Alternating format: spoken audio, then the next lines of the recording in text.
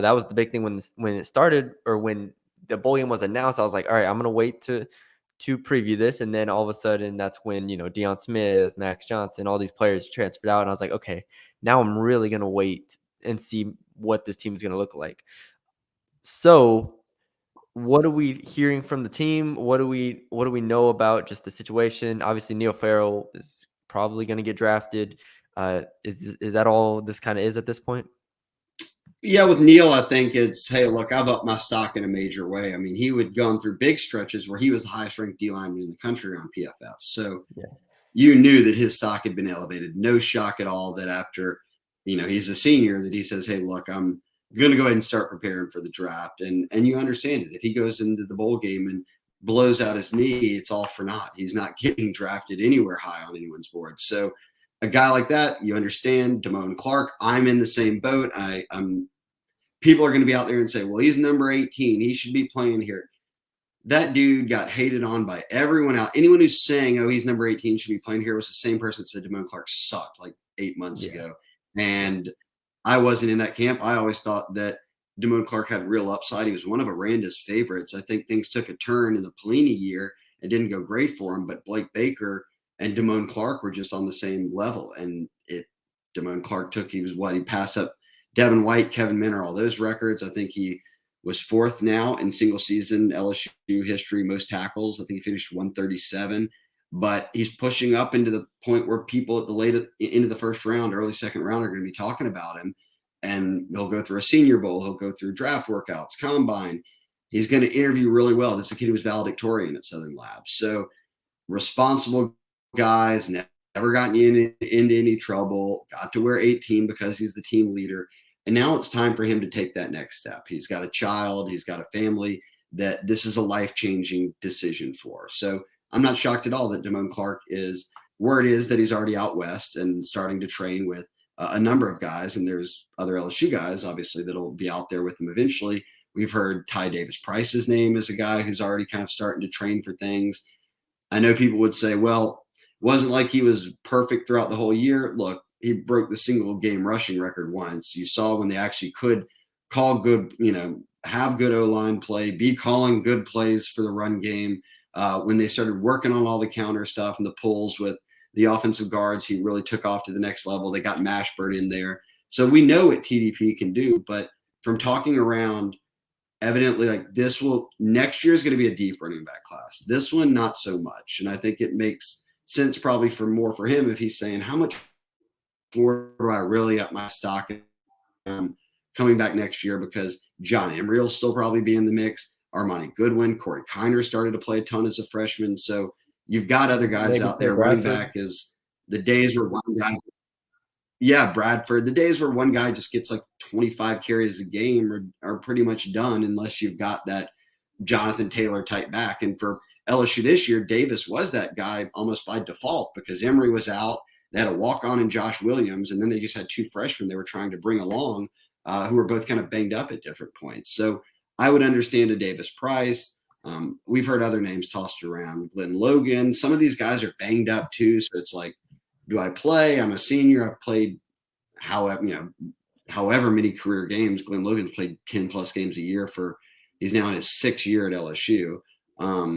We've heard names like that. We'll see. I think Matty B are watching the quarterback because we heard about Brad Davis say Nusmeier was trying to get a waiver to play but still keep his red shirt. I've heard that's not going to happen. Not that they didn't put in for it, just that the NCAA won't bite on it. Could mean we'll see what that happens for Nusmeier, right? He's out there, he's practicing. We'll see what the decision becomes there.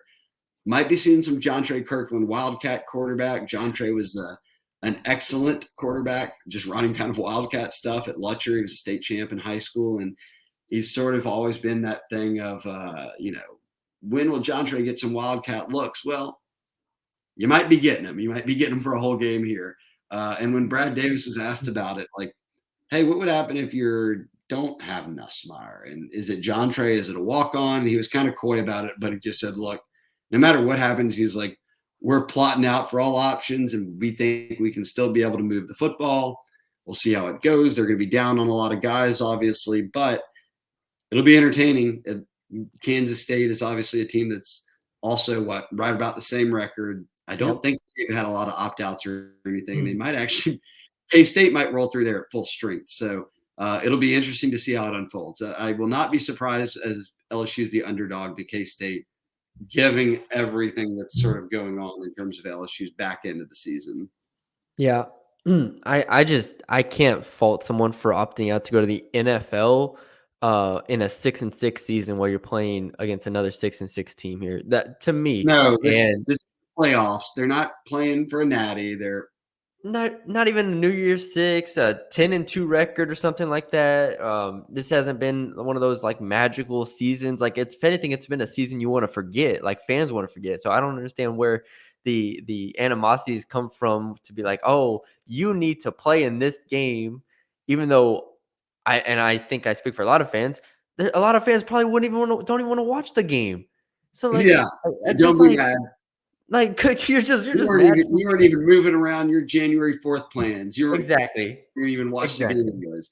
And look, here's the other thing for me: these seniors, if it's a game like this, you're opting out. You don't want to run the risk of injury. You want to go ahead and get a head start on your draft prep. No problem. If I'm a fan, I'm excited because that means cool. We're going to get to see Greg Penn and all of these other freshmen that you don't get to see during the year because they're really just backups. But they're going to be really big pieces when they're starters next year. Where playing in a true rotation role. This gives you a chance to have them get 15 practices, rep with the first team, play in a game on a big stage on live TV, get those jitters out, get the feel of the game, the speed of the game, all of that. Then they go into the offseason with that bit of confidence of, okay, I know what to expect now. I'm not going into next year. And when we run out of the tunnel in Tiger Stadium, I'm shaking in my boots because it's the first time I'm ever going to go out there and actually really play for the team. Put all those guys out there right now. It'll be a ton of freshmen, ton of sophomores. And that for me, fun for me to watch. That's like why I used to stay in college. I would always stay till the end of the game because if they were blowing them out, everyone left. I just wanted to see all the recruits that were just in the signing class that they signed that we don't ever get to see for 2 years, 3 years down the line. No, they'll put them all out there in the bowl game, and it'll be fun to watch. And we also get to see Mike Jones. Don't forget about that. We Mike get to see Jones will be more Mike. playing. Um, yeah. To touch on the quarterback situation, real quick, there's been debate that even if he can't get the waiver, Nusmeier, that they should burn the rest anyways and just let him play the game. I personally don't think they should do that. I think that he's in line next year to play a lot. Miles Brennan, again, I expect to be the starter, but we saw this year. I think even if Miles Brennan plays well, there's going to be plenty of games where Garrett Nussmeier comes in, whether it's in a blowout.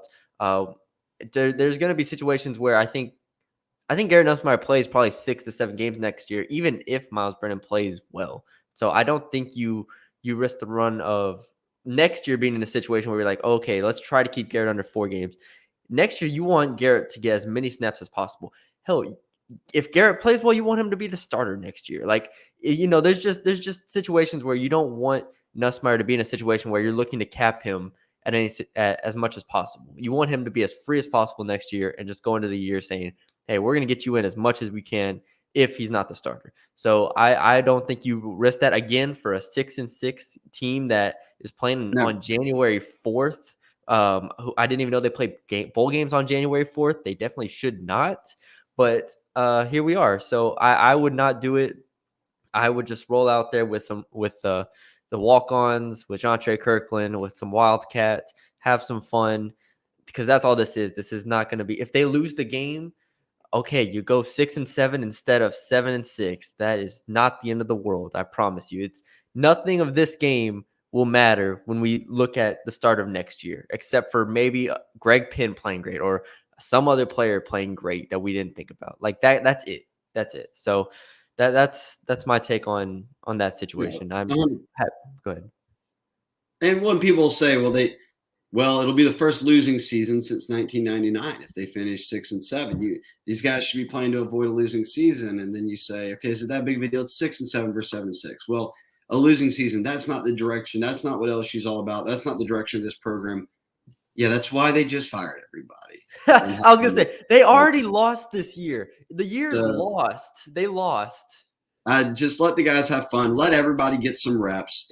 That's what when you're in these types of bowl games, it's about going over there, spending a week, getting to run around with your friends, getting the swag bags, and then getting some playing time. So I'll be there. I'll be watching. I'm expecting it to be at least entertaining in the sense of getting to see all the guys that we might not normally get to see. And there'll be plenty of familiar faces that'll be out there of guys that have played all year. But I am pumped to see this next wave.